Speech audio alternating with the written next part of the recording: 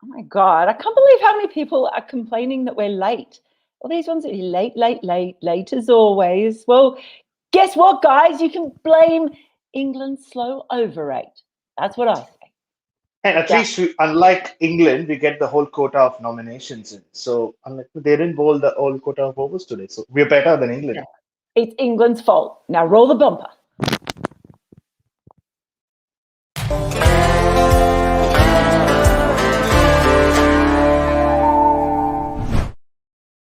Hello and welcome to the good, the bad, and the ridiculous after, well, a day that's left me exhausted. Day 2 of the test. It was a day that seemed to be going one way, slow pressure cooker, and then it exploded.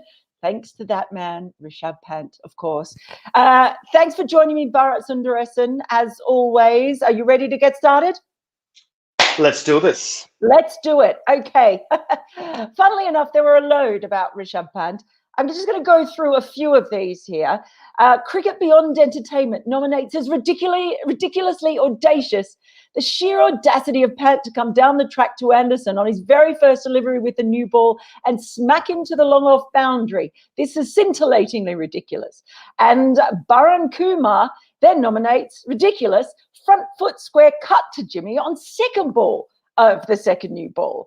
And then Amal Sulaki nominates as ridiculous, Pat reverse sweeping Jimmy Anderson with a new ball. Hats off. There were loads more Rishabh. I don't think anyone even nominated the 6 he hit to get to his century. How do you even decide which of Rishabh's shots was the most ridiculous? I know which one I think I know. So let's see if you agree with me, Bharat. I think I'll say something which might be slightly unpopular for this show because I thought none of the shots he played were ridiculous because by calling them ridiculous, I think we are like being unfair to Rishabh Pant because one thing we've realized about him is he really backs his abilities. He's a very smart cricketer. So though we might look at it from the outside and like get all excited and say, "Wow, he's just like this eccentric player." I don't think he thinks he's an eccentric player. And you actually listen to him in that interview at the end of the day's play when LS Luftman Sivaramakrishnan asked him about, "Oh, you're entertaining the crowd," and he said, "All I'm thinking about is the team plan, and to make my team win. If the crowd gets entertained, great. That's what makes people born entertainers, right? Like guys who don't go out there to entertain. He's not a showman, and that's what makes him special. And I thought all 3 shots were incredible, more than ridiculous, and great game awareness. Jimmy Anderson coming back, like Graham Swan said, second new ball, you know where it's going to land, so you back yourself to hit him off that length. Second shot was slightly wide. He just threw his bat at it. And with that reverse sweep, yeah, it was borderline ridiculous, but it's just again so smart. He know like with Jimmy Anderson, the greatest strength of Jimmy Anderson is he will bowl the ball on, he will land it on a coin. But if you are a batsman like Rishabh Pant who has a lot of shots, you can actually use that to your advantage. That's what he did. So just incredible batting, and yeah, there you go. Well, I mean, I do think that the reverse sweep was ridiculous in light of what I was saying last night about Jimmy Anderson and the reverse sweep. That just elevated it for me. Jimmy Anderson, the reverse sweep. I love it. As I said last night, when he plays the reverse sweep, a fairy gets its wings and a unicorn is born. So the fact that he did that to him at that moment did elevate that to ridiculous for me. But you're right. I mean, Rishabh Pant, I definitely think is hopefully overcome this idea that he's just a slogger. And so many people thought that he was just a slogger for so long. I just remember who was on the Rishabh train early, remember? Yes. He hates it when I say that. Yes, I do. But he has overcome that. And what he does Oh each yeah. time, and he plays these innings even when he doesn't get a really big score. He's developing this real knack of playing innings that define a test match and can define a series, or at the very least can really turn a day or whatever it is. And it doesn't always actually even look that pretty. Some of those shots weren't that pretty. They were very pragmatic. They got the job done that he wanted them to do. But yeah, that reverse sweep off Jimmy Anderson off the new ball, and the reaction of the players. I don't know if you saw Ben Stokes at one point. He just sort of went, okay. And Jimmy Anderson made the same face. He was like, yeah, right, got to hand it to him. It was incredibly entertaining, and that may well be the real difference in this match, the thing that really turns things. It was fun to watch, as it always is. Now, Rohal nominates me thinking Anderson won't be good on Indian pitches. Mastery at work. That feels like 10 years ago now after the Rishabh Pant show. But earlier on in the day, I mean, that was what was making me hold my breath. Some of those deliveries, the late swing, the way he was switching from in-swingers to out-swingers to in-swingers to out-swingers and sending batters up, and the miserliness of it as well. He was just giving nothing away, and really neither was Stokes or Leach in that first session. He's just been, I can't even find words to describe how good he is, but he is such a wily character, and that's what made, I think, the end of the day even more amazing to watch, because you saw the Masters kind of being taken apart. Yes, the Master was taken apart, but he did have his one comeback, like, after he was hit for those two boundaries. You saw that one ball which kind of just pitched on a length and just zipped past Rishabh Pant's bat, and Jimmy Anderson just turned around and said, yeah, don't forget that I'm still Jimmy Anderson. You might have hit me for a couple of boundaries.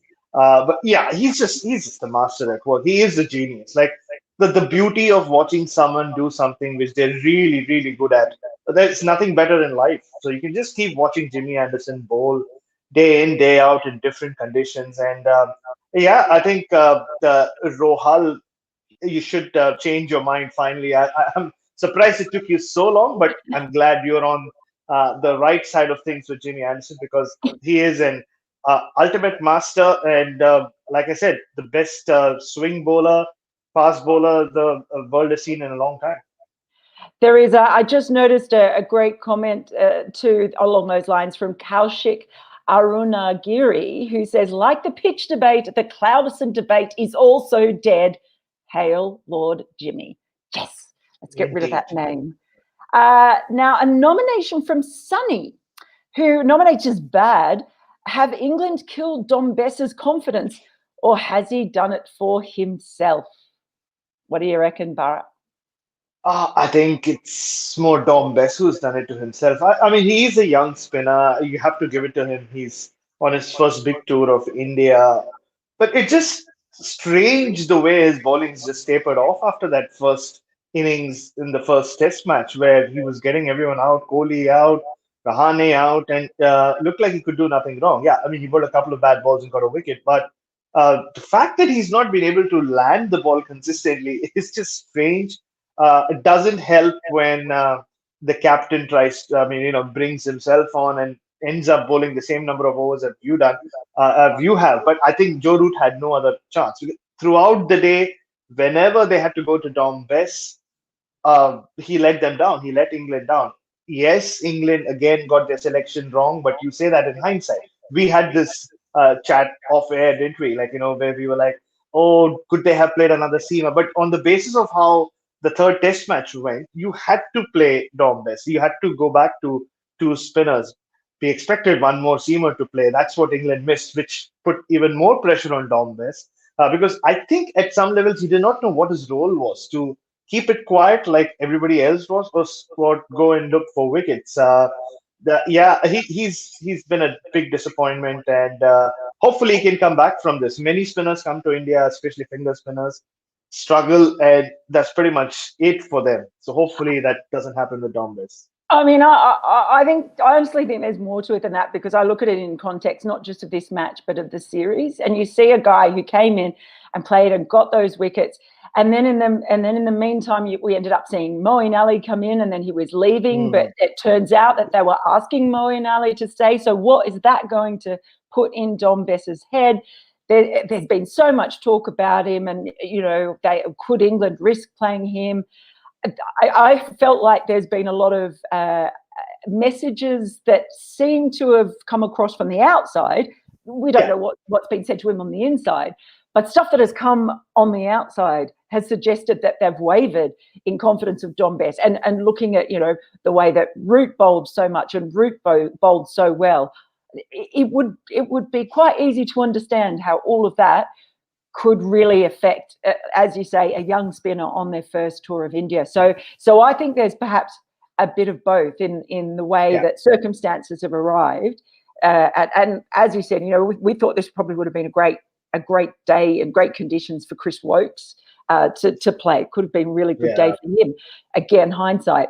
So I think there's a bit of both in that. I think there have been outside circumstances that have probably really, you could understand if they'd easily hurt his confidence, and then he perhaps doesn't have the experience to be able to overcome that and shut that out. So hopefully they could just tread very carefully and just work out how to get the best out of Dom Bess. Anurag, did you try to rhyme? Do what? Did you try a rhyme there, Mel? I think it fell flat. Hey, Best of Bess. I've been on fire today with my Pant-astic and everything else. Yeah, you leave me alone. Anurag nominates as bad Kohli with the bat. Can someone please tell me when the Kohli who scored hundreds for fun is coming back? Lots of people have been putting the number of days, what is it, 400 and something days now since the Kohli century. And I suppose you look at that with the top order in general as well, just at the moment having a few issues along the way, perhaps looking to Rohit to bail them out of that a little bit. What's going on with Virat? England have bowled superbly to him, but it's not just Virat, right? They showed the averages in the series at the end of the day, or towards the end of the day's play, and it's shocking. Like Pujara is 22, Rahane is 19, Kohli is I think 18 or 20 odd. No, I think he's 26, and Shubman Gill is 19. And Rohit's the only one who's been amongst the runs this series. It's not been a great batting series for both teams, except Joe Root, who made the double hundred, and then after that, everybody struggled. It's just one of those things. Kohli looked incredible in that Adelaide Oval Test match, didn't he? Before Rahane ran him out. That seems like such a long time back. But that happened, and he looked on route to 100. I thought he looked on route to 100 in one of his earlier innings in Chennai. But yeah, it's just one of those things. There was a period, and that's why we go back to why Sachin Tendulkar's record is so difficult to break, because we saw that with Ponting, Callis, Alistair Cook. They started scoring hundreds for fun in a 2-year period, and then you were like, oh, they're going to get close to Tendulkar, if not go past him. But somehow then comes the drop. It's not like they weren't scoring runs, but centuries don't happen every day, which is another reason why Sunil Gavaskar, you could hear on air, getting all angsty about Rishabh Pant not making the most of his 90s. Because for some reason in cricket, hundreds matter more than 90s. That's how it's always going to be. But there is no other answer but the fact that England have just bowled really well to him. He's not really got out playing an extravagant shot, Virat Kohli, in this series so far. It's just been good bowling. Yeah, and they have. And they did. I guess, too, what has happened a little bit we saw today is England starting bowling so well and then getting tired. So they've kind of saved their best for the top order, I feel. They were so good at just squeezing so much and finding those wicket balls, and they did bowl brilliantly. You look at Steve Smith as well, going through sort of a lean patch. It's going to happen. It was always going to happen with Virat Kohli, because it does happen to every player. I'm pretty sure that he's going to be back scoring centuries soon. I wouldn't be too worried about it. Don't worry, he'll be back. Now, Paddy nominates Root, horrible captaincy with rotating his bowlers. Should have saved Stokes for the new ball, but bowled him into the ground beforehand. One of Root's poor days, in my opinion. Well, to be fair, he didn't have a lot of bowling options, and that's part of the selection problem. You saw that first session. It was asking an awful lot of Stokes, Anderson, and Leach, really. And that was where the frustration came with Dom Bess, because he was just bowling the release balls with too much regularity. You just knew it was coming every single over.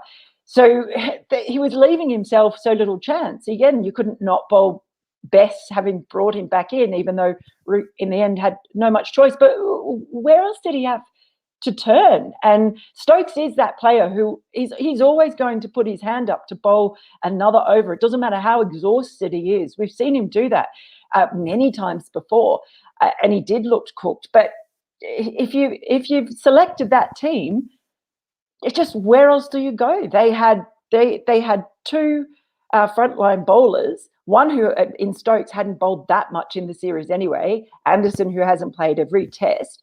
And then you have one spinner who's doing really well and one who's a real weakness.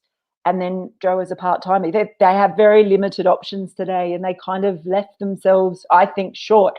So you could argue that it was poor by Joe Root, but I think that poorness was perhaps a reflection of the team that they went into the match with.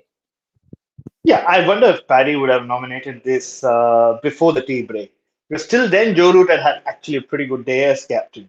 Most of his bowling changes had worked. Jimmy Anderson and Ben Stokes had bowled brilliantly. So had Jack Leach. Ended up Ben Stokes ended up bowling more overs in one day than he had throughout the series. He had bowled 15 overs across 3 Test matches coming into this one, and he bowled over, I think, over 15 overs just today. But that's Ben Stokes for you. Like, he can bowl those long spells, and he was bowling really, really well. Of course, towards the end, you could see he turned white. He really turned white.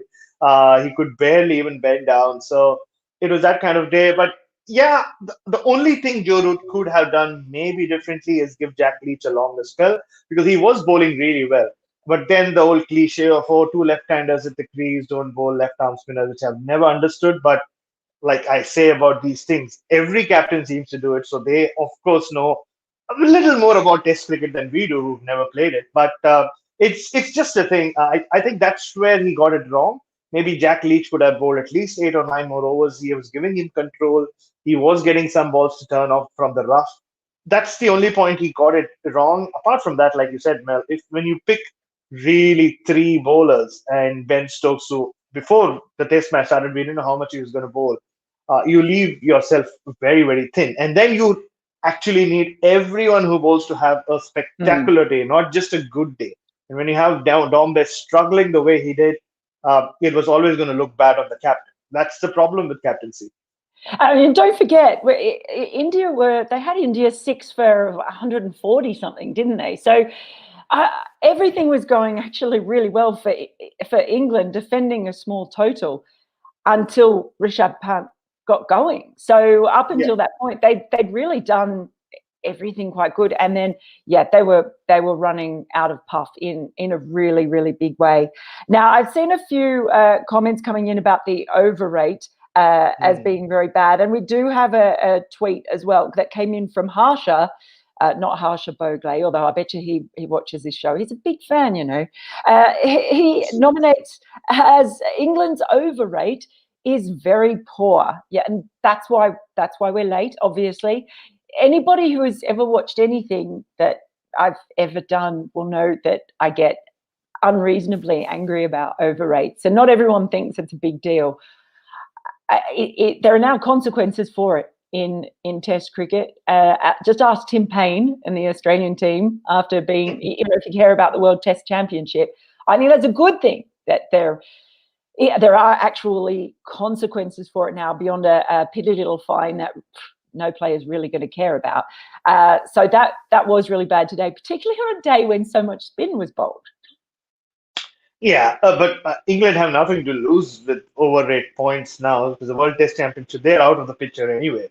So I'm not saying that that's what Joe Root was thinking about when he was taking his own sweet time. But we also have to take into consideration it was a super hot day. It was 41 degrees. We could see Rishabh Pant and Washington Sundar, who we haven't spoken about much at all, get a lot of drinks onto the field in between overs. So all of that adds up. But yeah, I mean, the fact that there were 16 overs behind with just as the last half an hour was started was quite ridiculous. But yeah, I guess they also did use a lot of the seamers, Jimmy Anderson and Ben Stokes, bowling long spells. Maybe that had something to do with it. I don't even know why I'm trying to defend the English. It was pretty poor at the end. Overrates.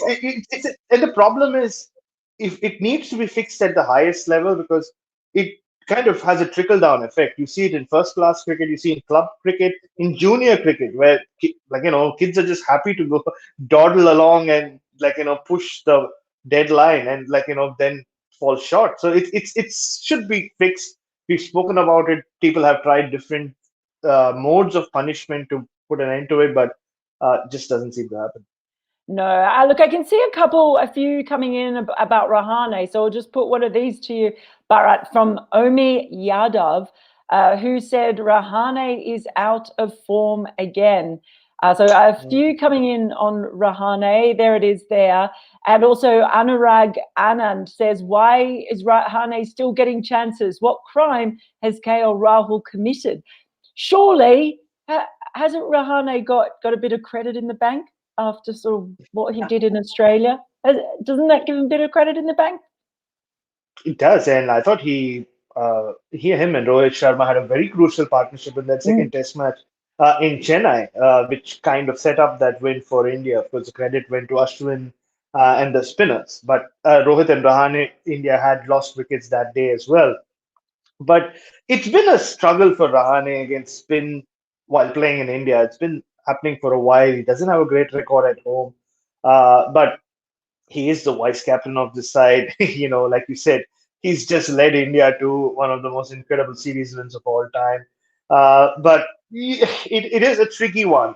You kind of would back him. We saw that with Aaron Finch and the T20 setup with Australia. Different format, different scenario. But with these kind of batsmen, it's not like he needs to get a 50 now. If he gets a 50 tomorrow, does that mean that, oh, okay, fine, he's like the same Ajinkya Rahane, he deserves to play at the side? I don't think that works like that with batsmen of Ajinkya Rahane's caliber and his credentials. So they will get a longer rope. But yeah, and India don't play much cricket at home after this. That's good for him. He always loves going to England and he gets a lot of runs there. So this is the last test anyway. But yeah, I don't think KL Rahul has done anything wrong, but he will have to wait his turn. If anything, there's Shubman Gill, great talent, but he's just not scored runs this series. So that could be a vacancy up there. And just one more, and we should do that. Where did you go? Oh, the comments are coming in so fast. I know. There were a couple about Washington Sundar coming in, but they're all going up so much. And we haven't mentioned Washington Sundar, and it was that kind of day because he played such a beautiful innings. He actually looks so much prettier as a batter than Rishabh Pant does. And it's so astonishing when you think of all the all-rounders who could play in that India side when they're all fit. But Washington Sundar, again, just showed prowess with the bat.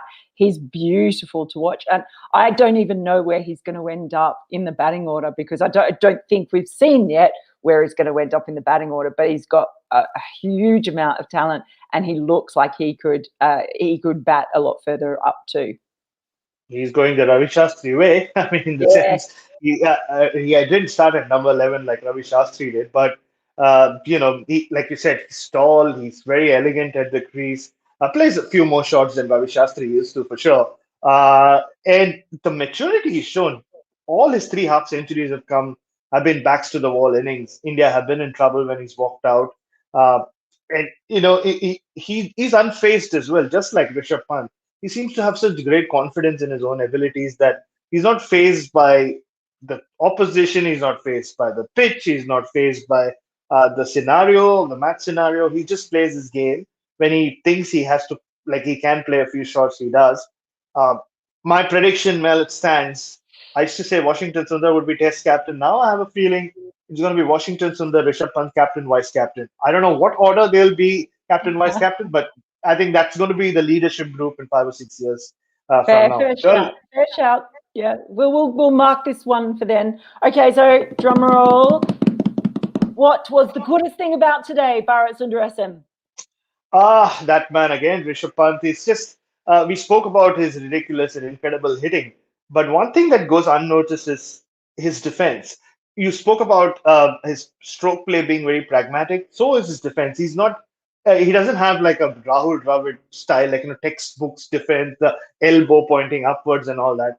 But he keeps the good balls out, and he does it very, very comfortably. He's not like you'll rarely see Rishabh Pant being rushed by any ball, regardless of who's bowling at him.